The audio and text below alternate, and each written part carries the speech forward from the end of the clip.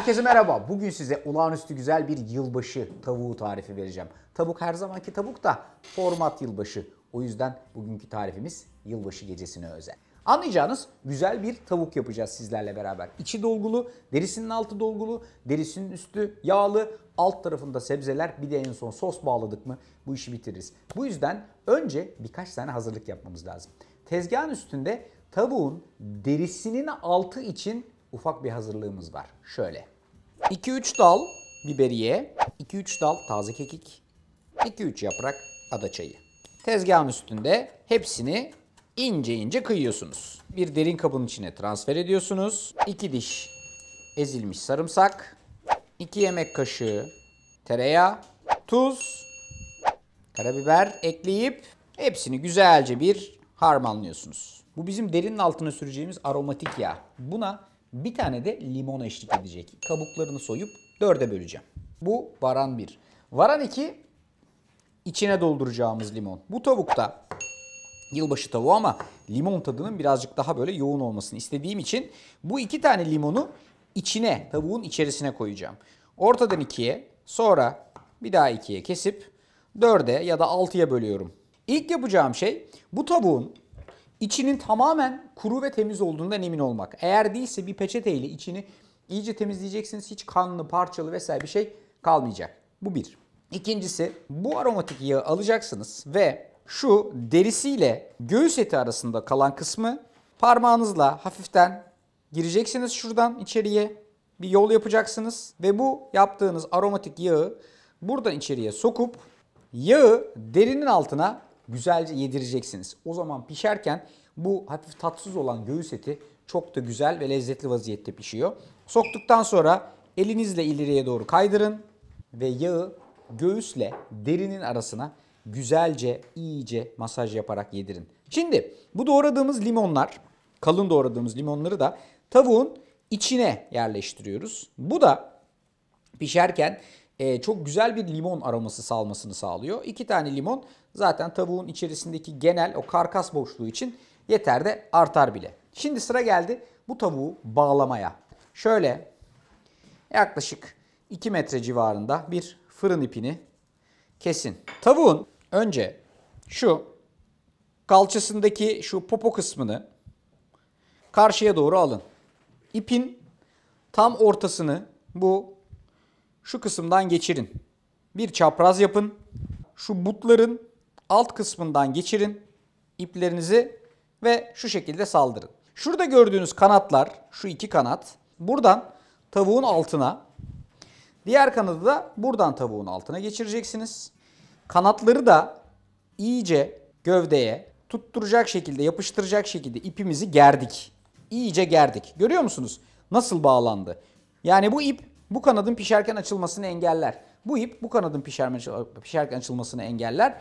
Burada da her şeyi iyice bağlamış olduk. Yani artık tavuğumuz pişerken böyle her tarafa doğru fazlaca açılmayacak. İyice bağladınız ve sıkı bir hale getirdiniz. İyice bağladık ama bunları koymayı unuttuk içine. Gördüğünüz gibi mutfakta böyle şeyler oluyor. Aradan şunları da atalım içine.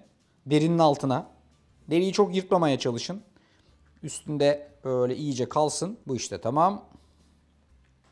Şimdi bu arkadaş fırına girecek. Fırına girmeden önce bunun üstüne birazcık daha bir işlemler yapacağım.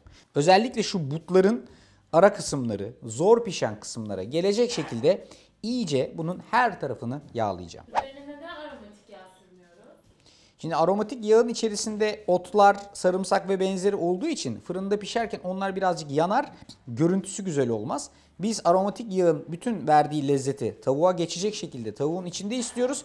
Hafif böyle güzel, nar gibi kızarmış kısmı dışarıda istiyoruz. O yüzden aromatik yağ deriyle etin arasına, komple tereyağı ise kenara, köşeye, üste, alta, hatta bu arka tarafa komple sürülecek. Ellerimizi yıkadık. Kesme tahtamız burada. Şimdi bu tavuğun daha lezzetli hale gelmesi için birazcık sebze arkadaşlardan yardım alacağız. Örneğin kereviz. Kabuklarını soyuyorsunuz ve bıçağınızla şu şekilde 4'e bölüyorsunuz. Benim bu tavuğu pişirmek için böyle güzel bir fırın tepsim var. Bütün sebzeleri alta atacağım. Üstüne telini koyacağım. Tavuğu koyup o şekilde pişireceğim. Kestiğim her şey bunun içine giriyor. Kerevizle başladık. Kerevizi bebek patatesler takip ediyor. Öyle 6-8 tane bebek patates. Bunlar gayet iyi boydalar. Direkt olarak içerisine giriyor. Havuçlar, 2 tane havuç aldım. Attım içerisine. Bir tane ayva var. Çok lezzetli oluyor açıkçası. Tavsiye ederim. Ayvayı ortadan ikiye, sonra bir daha ikiye doğrayın. Bunu da şu şekilde iri halde alın. İçerisine atın. Kerevizin gövdesini koyduk. Bir tane de kereviz sapı. O da girdi işin içine. Brüksel lahanası yılbaşı dedim mi benim hep böyle aklıma gelir. Güzel lezzet katar. Böyle 8-10 tane Brüksel lahanası alın atın. Aynı şekilde 15 tane filan arpacık soğan. Eğer arpacık soğan bulamıyorsanız büyük soğanları da alıp ortadan ikiye kesip koyabilirsiniz. 2 diş, 2 baş sarımsak. Baş sarımsakları şu şekilde etrafındaki kabuklu kısmı muhafaza edecek şekilde ortadan ikiye bıçağımla kesiyorum. Ve şöyle alıp içerisine atıyorum. Bunu birazcık tuzlayacağız. Biraz karabiber ekleyeceğiz içerisine. Üstüne biraz zeytinyağı gezdireceğiz. 2-3 dal biberiye atacağım. Ve her şeyi şöyle güzelce bir baharatlarla harmanlayacağım. İşlem bu kadar mı? Hayır. Biraz daha ilavem var. İlavelerim şu olacak. Birincisi bunun içerisine pancar ilave edeceğim. Ama pancarı en son, yani bu gördüğünüz karıştırma vesaire işlemlerini yaptıktan sonra yapacağım. Çünkü bunu yaparsam, yani pancarla beraber yaparsam hem ellerimi boyar hem pancar her yere bulaşır. Fazlaca kırmızı olur. O yüzden bu aşamada pancarı alıp içerisine ekleyeceğim. Bir tane de portakal. Portakalı ortadan ikiye kestim. Sonra dörde kestim. 2 tanesini sıkacağım. Ve bu şekilde içine atacağım. Diğer 2 tanesini de şu şekilde sulu vaziyette bırakacağım. Gördüğünüz gibi burada zaten şu anda şahane bir lezzet cümbüşü var. Azıcık da su ekleyeceğim içerisine ki en son bunun bir sosunu bağlarken benim için içeride birazcık daha bu işin suyu kalsın. Bu kadar sos yeter. Tavuktan da akacak sos, su, tavuğun öz suyu, yağıyla beraber her şey güzel pişecek. Üstüne telini koydum, yerleştirdim. Tavuğu aldım, üstüne koydum. Artık bu arkadaşımızı pişirmek için hazırız. Standart bir fırında pişiriyorsanız üstünü kapatıp pişireceksiniz, sonra üstünü açacaksınız. Üstünü de nar gibi bir hale getireceksiniz. Ama benim gibi bir boş fırınınız varsa işleminiz daha da kolay. Şu anda soğuk ve bunun Perfect Bake özelliğiyle pişireceğim bunu. Aldım. Ağzı açık vaziyette ikinci rafa bunu attım. Bu dakika itibariyle fırınımı açıyorum. Menüye basıyorum. Asist, kümes hayvanları, tavuk, ördek, kaz, hindi. Tavuğu seçiyorum. Tavuk doldurulmuş, tavuk doldurulmamış, tavuk yarım, tavuk göğüs, tavuk parçaları, piliç doldurulmamış. Benimki tavuk doldurulmuş. Hava dolaşımı 200 derecede olacak. 1 saat 20 dakikada pişecek diyor. Bastım. Diyor ki su haznesi. Paneli yukarı itiniz, su haznesini doldurunuz. Şu su haznesini de dolduralım ki bizim için daha da güzel ve nemli pişirsin bunu.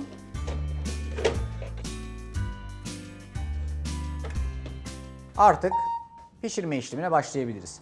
Bana bir not verdi, 53 dakika sonra çeviriniz diyor. Yani içeride 53 dakika sonra bir alt üst yapacağım. Ondan sonra da bu arkadaş benim için her şeyi kendi kendine pişirecek. Siz böyle pişirmek istemiyorsanız üstünü güzel bir yağlı kağıt, alüminyum folyo ile kapatacaksınız. Ve en az 1 saat kadar önceden ısıtılmış fırında iyice pişireceksiniz. Benden söylemesi. Fırındaki pişirme işlemimiz tamam. Bakınız, tavuk nar gibi kızardı.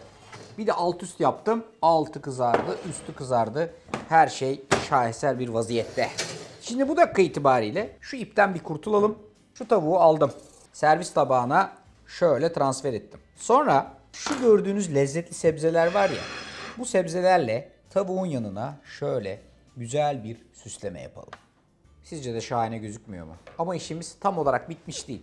Şimdi bunun içerisinde sarımsağın özleri var, taneleri var. Bunları da güzelce bir yedirmek istiyorum.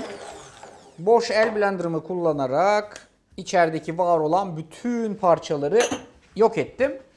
İçerisine 1 yemek kaşığı kadar un ilave etmenizi istiyorum. Çırpma teliyle unu şöyle güzelce lezzetli suya yediriyorsunuz.